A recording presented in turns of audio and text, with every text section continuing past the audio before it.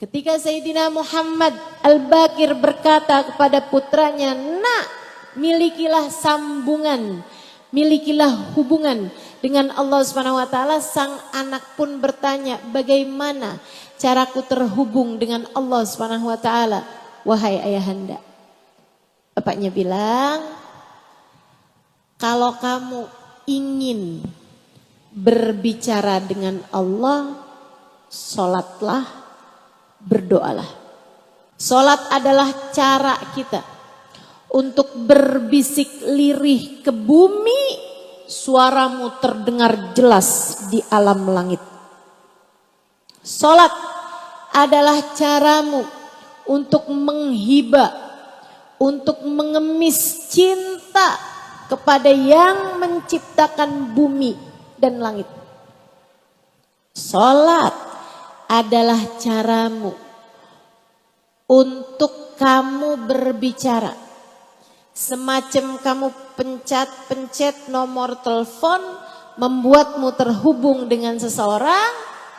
Kalau yang kamu inginkan adalah kamu terhubung dengan Allah, maka sholatlah, jagain sholat. Makanya gak pernah benar orang gak sholat. Gak pernah bagus orang gak sholat. Dia tuh memang gak sholat tapi orangnya baik. Baik di sisi siapa? Sebab kalau yang kamu maksudkan baik di sisi Allah, orang yang tidak sholat artinya orang yang tidak memiliki hubungan dengan Allah. Orang gak sholat berarti gak punya hubungan sama Allah. Teman-teman saudaraku sekalian, bagaimana bagus, bagaimana baik, kenal aja enggak. Adik-adik saudaraku sekalian, jangan mau nikah sama orang gak sholat. Allah aja dia tinggalin deh, apalagi kamu. Tapi dia bilangnya tidak akan sanggup hidup tanpa saya, Ustazah. Ya sekarang. Dia ngomong begitu. Dia berjanji sehidup semati denganmu. Karena dia sedang cinta padamu.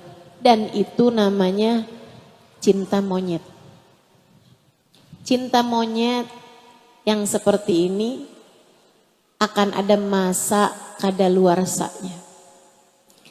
Kalau kamu nikah sama dia setahun, 2, 3, 4, 5 tahun, cintanya hilang, tinggal monyetnya. Pertamanya dia cinta setengah mati sama kamu. Giliran hilang cintanya, tinggal matinya. Jangan mau. Jangan mau. Jangan mau nikah sama orang yang gak sholat.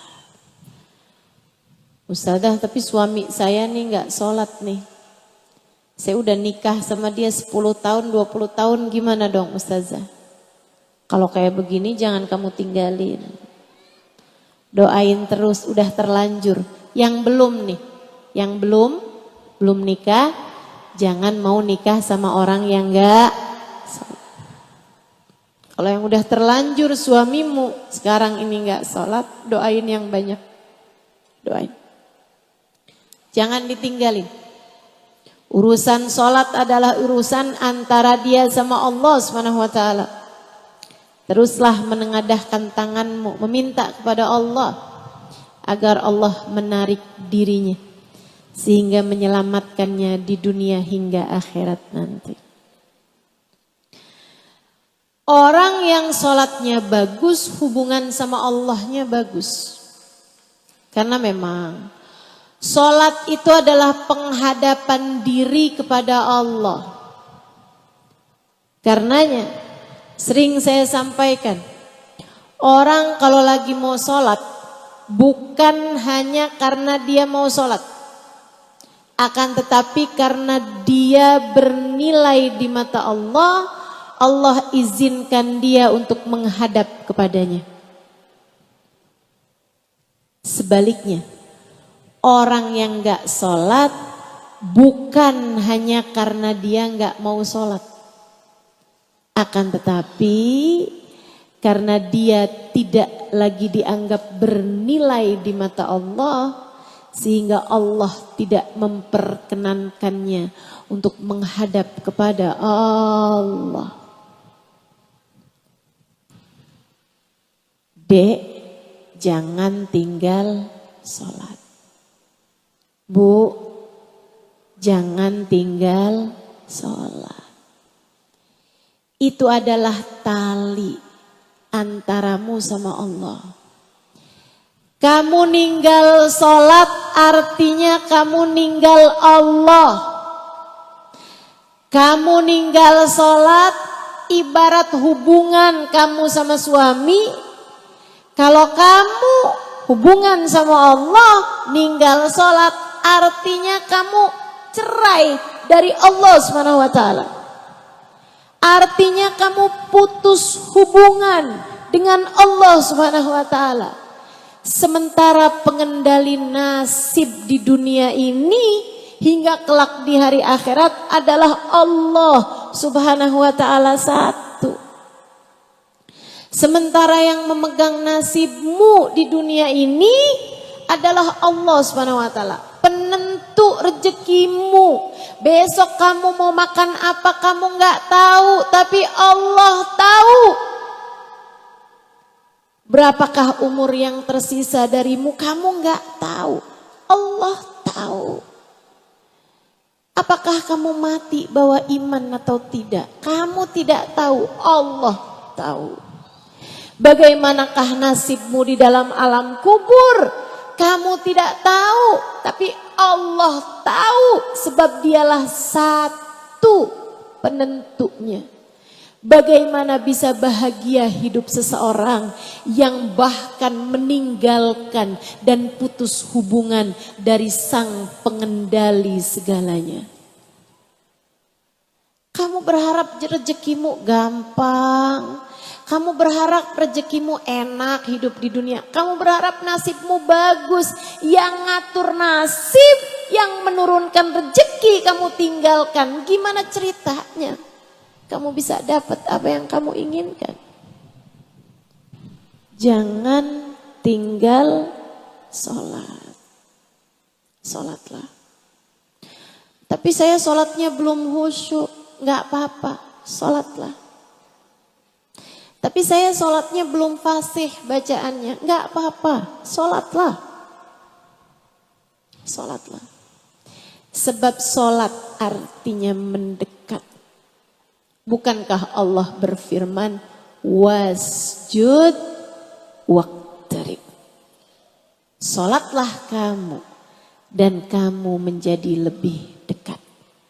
Sujudlah kamu dan kamu menjadi lebih dekat. Wasjud waqtarib. Sujud dan kamu pun menjadi lebih dekat. Ibu-ibu saudaraku sekalian, teman-teman semuanya yang saya muliakan. Salat itu anugerah. Anugerah. Pemberian dari Allah. Bagaimana kita sebagai seorang hamba yang bolak-balik berbuat dosa. Bagaimana kita sebagai seorang hamba yang berulang-ulang kali mengerjakan kesalahan, tetap juga dia undang untuk menghadap kepadanya. Diizinkannya dirimu untuk sujud kepadanya, diizinkannya dirimu untuk menyebut-nyebut namanya, diizinkannya dirimu untuk berdoa, meminta kepadanya. Itu adalah sebuah karunia indah yang Allah Subhanahu wa taala berikan kepada kita. Bahkan para ulama mengatakan kenangan terindahmu di akhirat nanti dari hidupmu di dunia adalah saatmu sujud kepada Allah Subhanahu wa taala. Saatmu sujud kepada Allah.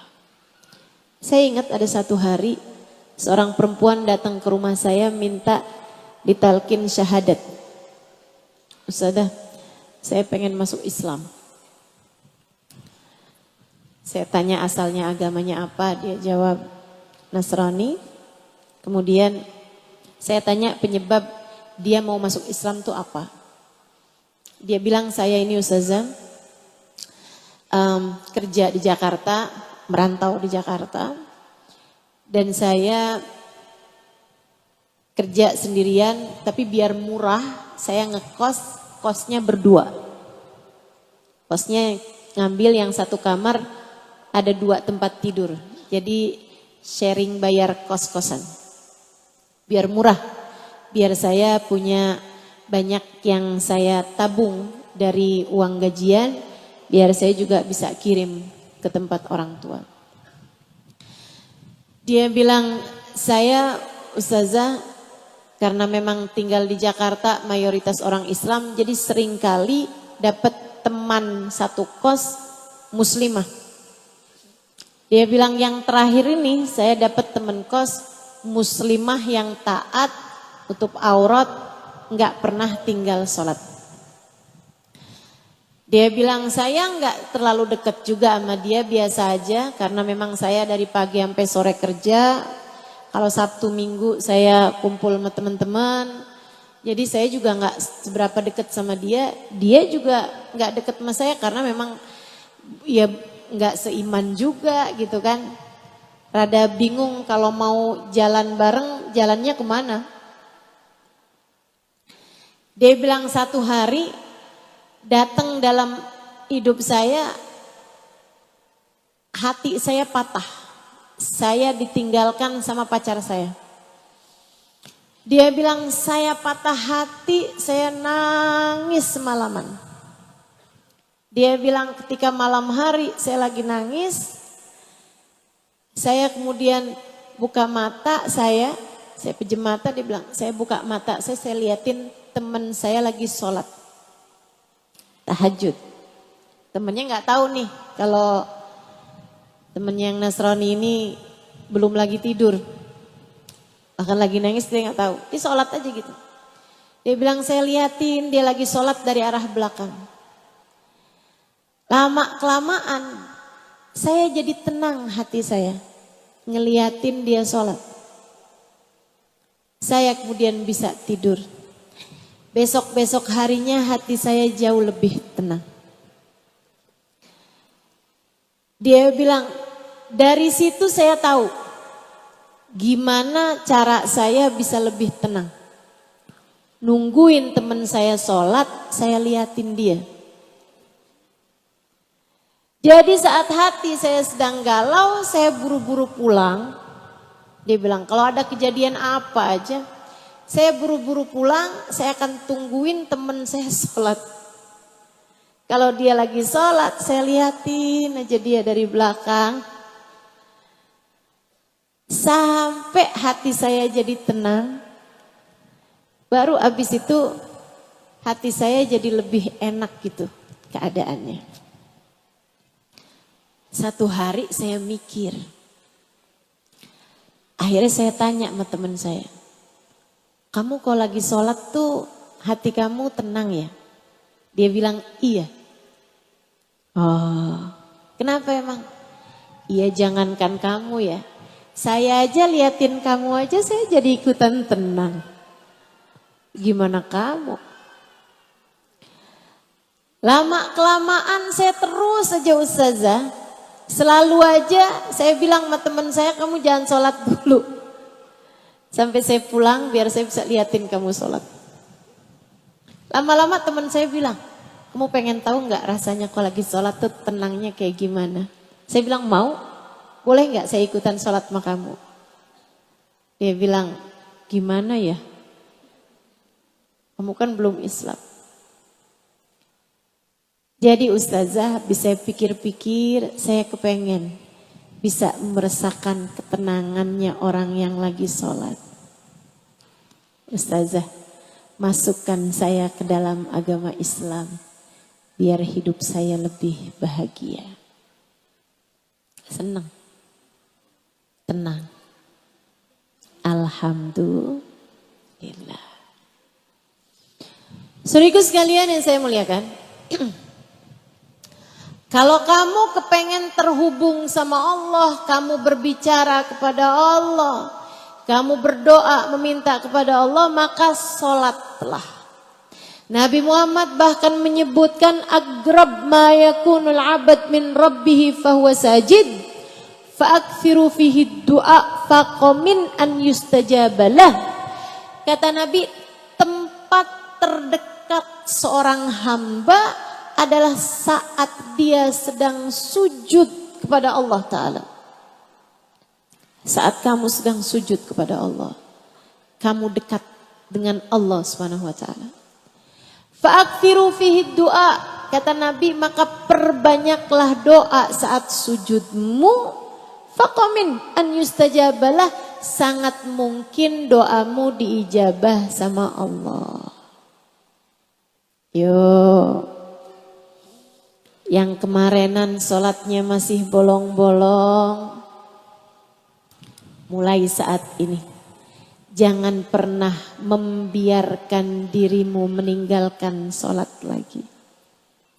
Sampaikan pada dirimu, wahai diri, kita perlu sama Allah. Wahai diri, gimana nasib kita kalau ditinggal sama Allah. Wahai diri, mari ruku sujud kepada Allah.